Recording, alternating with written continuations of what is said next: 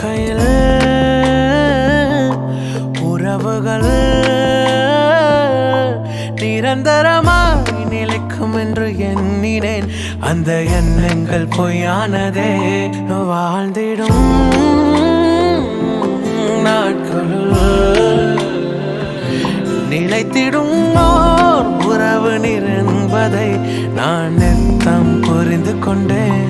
நெருங்கிய ஓர் நண்பனாய் விலகாமல் உடன் இருந்தீர். கலைப்பினிலும் இனிக்கும் நினைவாக நெருங்கி நின்றீர். என் வழியும் சத்தியமும் ஜீவனாய் நிலைத்து நின்றீர்.